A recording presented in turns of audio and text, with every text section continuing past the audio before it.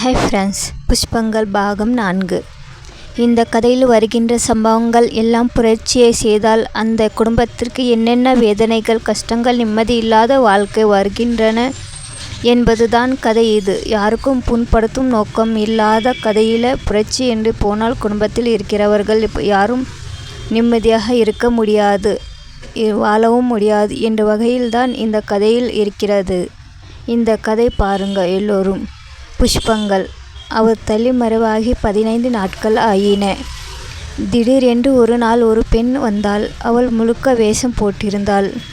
எங்கள் வீட்டுக்குள்ளே வந்துதான் வேஷம் நீக்கினாள். யார் நீங்கள் என்று அத்தை கேட்டார்கள். அவளை போய் கதவை தாழ்விட்டு விட்டு வந்தாள். என்ன விஷயம் என்று அத்தை பதறினார்கள். உஷ் என்றபடி தன் மடியில் இருந்த ஒரு காகித சீட்டை எடுத்து கொடுத்தாள். அத்தைக்கு படிக்க தெரியாது, நான் படித்தேன். தெய்வானைக்கு இந்த பெண்ணுக்கும் எங்கள் புரட்சி கூட்டத்தில் ஒருத்தி என்னை பற்றிய தகவலை இவள் சொல்லுவாள் என்றிருந்தது. அவளை பார்த்தால் எனக்கு சந்தேகப்பட தோன்றவில்லை. ஆனால் அத்தை சந்தேகப்பட்டார்கள்.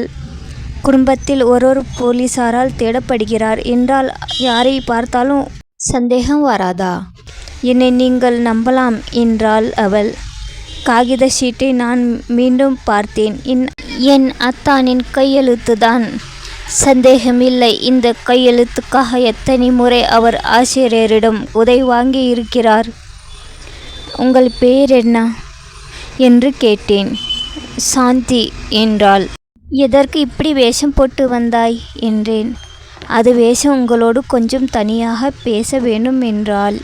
அத்தை சம்மதிக்கவில்லை. நான் இருக்கும்போதே சொல்லுங்கள் என்றார்கள்.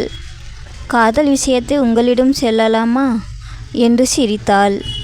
அவள் மடியிலே ஏதாவது இருக்கிறதா என்று சோதித்து பார்த்தார்கள். பிறகு நான் அத்தைக்கு தைரியமூட்டி மாடிக்கு அவளை அழைத்து சென்றேன். அங்கு போனதும் போகாதுமாக அவர் சொன்ன மாதிரியே தான் இருக்கிறாய் என்றாள் அவள்.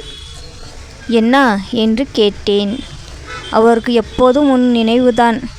உன்னை பற்றி பாடிக்கொண்டே இருக்கிறார். இனி தான் தப்ப முடியாது என்று கவலைப்படுகிறார். ஆரம்பத்தில் வேகமாக இருந்தாலும் இப்போது அவரை பாசம் குடைத்தெடுக்கிறது. நான் வெளியில் தெரியாத புரட்சிக்காரி. தாம்பரத்தில் என் வீடு இருக்கிறது. திடீரென்று ஒரு நாள் இரவு அவர் என் வீட்டுக்கு வந்தார். என் பெற்றோர் வெளியே போயிருந்தார்கள். தன் நிலையை என்னிடம் சொன்னார். என்ன செய்ய வேண்டும் என்றேன். நேரே டாக்டர் ராமநாதனை போய் பார். அவரையும் ரகசிய போலீசார் சுற்றி கொண்டிருக்கக்கூடும். நீ போனால் சந்தேகப்பட மாட்டார்கள். வருகிற வெள்ளிக்கிழமையன்று சென்னைக்கு மந்திரி வருகிறார். போலீசார் அந்த வேலையில் ஈடுபட்டு இருப்பார்கள். அன்றைக்கு என் மனைவியை ஒரு நோயாளி போல் வந்து நர்சிங் ஹோமில் உள்ள தனி அறையில் படுத்துக்கொள்ள சொல். நான் மறு வேஷத்தில் வந்து சந்திக்கிறேன் என்றார். டாக்டரிடம் இதை சொன்னேன். இப்போது டாக்டருக்கும் அவருக்கும் இடையிலே ஒரு புறா பறந்து கொண்டிருக்கிறது. அந்த புறாவின் காலில் தன் சம்மதத்தை கடிதமாக அனுப்புகிறேன் என்றார் டாக்டர். உன்னிடம் இதை சொல்லும் பொறுப்பை என்னிடம் ஒப்படைத்தார். இதை நீ அம்மாவிடம் கூட சொல்ல வேண்டாம். வயதானவர்கள் உளறி விடுவார்கள். வருகிற வெள்ளிக்கிழமை நான் வருகிறேன். நான் இங்கே தங்கிக்கொண்டு என் வேஷத்தை கலைத்து தருகிறேன். நீ போய் சந்தித்து விட்டு வந்து விடலாம் என்றாள் அவள். அத்தையிடம் சொல்லாமல் இருந்தால் தப்பு என்றேன் நான். அவர்கள் ரகசியம் காப்பாற்றுவார்கள் என்றால் செய் என்று சொல்லிவிட்டு அவள் வேஷத்தை போட்டுக்கொண்டு போய்விட்டாள். அத்தையிடம் சொல்லலாம் என்று நான் கீழே இறங்கி வந்தேன். திடீரென்று அத்தைக்கு கடுமையான ஜுரம். ஏதேதோ பிதறி கொண்டிருந்தார்கள். அரை மணி நேரம்தான் அந்த பெண் என்னோடு மாடியில் இருந்தாள்.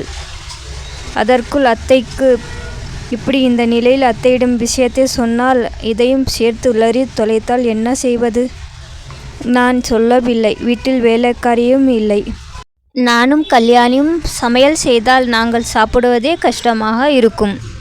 மறுநாள் காலையில் வீட்டு வேலைக்கு ஒரு வேலைக்காரியை கொண்டு வரும்படி திருமந்திரத்தை அனுப்பினோம். திருமந்திரத்துக்கு மிகவும் இரக்கமான மனசு. எங்கள் வீட்டு வாசலை தாண்டும் போதே யாரோ ஒரு ஏழை பெண், ஐயா, எனக்கு கணவன் என்னை கைவிட்டு விட்டான். 2 குழந்தைகள், சாப்பாட்டுக்கே கஷ்டம். நன்றாக சமையல் செய்வேன். வீட்டு வேலைகளெல்லாம் பார்ப்பேன் என்றாளாம். திருமந்திரத்துக்கு பிடித்து போய்விட்டது. பல நாள் அவளை பற்றி தெரிந்த மாதிரி கொண்டு வந்து சேர்த்து விட்டாள். அவள் பெயர் லட்சுமி. சாந்தி குறிப்பிட்ட வெள்ளிக்கிழமை வந்து சேர்ந்தது. அது வரைக்கும் அத்தைக்கு ஏறிய ஜுரம் இறங்கவில்லை. வேஷத்தோடு உள்ளே வந்து சாந்தியை நான் மாடிக்கு அழைத்து சென்றேன். இரவு 8 மணி சுமாருக்கு அவளது வேஷத்தை நான் போட்டுக்கொண்டு வெளியேறினேன். ஒரு ரிக்ஷா வைத்து கொண்டு நர்சிங் ஹோமுக்கு சென்றேன். வேஷம் ஆஸ்பத்திரிக்கு போங்கள், இங்கே ஏன் வந்திருக்கிறீர்கள் என்றார். நான் பயத்தோடு மெதுவாக டாக்டர் என்றேன். நான் டாக்டர் என்பது இப்போதுதான் உனக்கு தெரியுமா என்றார் அலட்சியமாக. நான் சுற்றுமுற்றும் பார்த்துவிட்டு நான் நோயாளி அல்ல என்றேன். நோயாளி அல்ல என்றால் ஏதாவது ஒரு சந்திரத்துக்கு போ என்றார். எனக்கு அழுகையாக வந்துவிட்டது. கதவு சாத்திருந்தது. வேஷத்தை விலக்கி முகத்தை காட்டினேன். அப்போது யார் நீ என்றாரே பார்க்கலாம். அவருக்கு பைத்தியமா எனக்கு பைத்தியமா? நன்றாயிருக்கிறது, போய் வருகிறேன் என்று திரும்பினேன். கொஞ்சம் நில் என்றார். கையை காட்ட சொன்னார். நான் கோபமாக எனக்கு ஒன்றும் வியாதி இல்லை என்றேன். ஐயோ, காக்கை வலிப்பு என்றார். என் கைகளில் ஒரு சாவியை வைத்தார். எனக்கு புரிந்தது. அது நான் தங்க வேண்டிய அறையின் சாவி. நான் சிரித்து கொண்டே அந்த அறையை திறந்தேன். மெதுவாக கதவை தாளிட்டு விட்டு திரும்பி பார்த்தால் அங்கே யாரோ ஒரு நோயாளி முழுக்க போர்த்தி கொண்டு படுத்திருந்தார். சி, தப்பான அறைக்கு வந்துவிட்டோமா? மறுபடியும் கதவை திறக்க முயன்றேன்.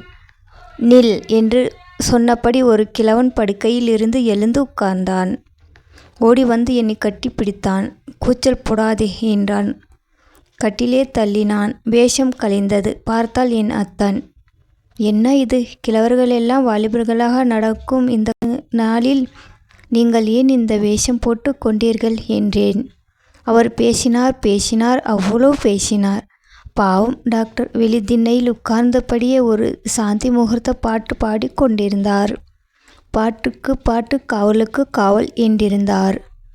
கட்டிய கணவனின் மார்பில் சாய்ந்திருக்கும் போது உலகமே மறந்து போய் விடுகிறது.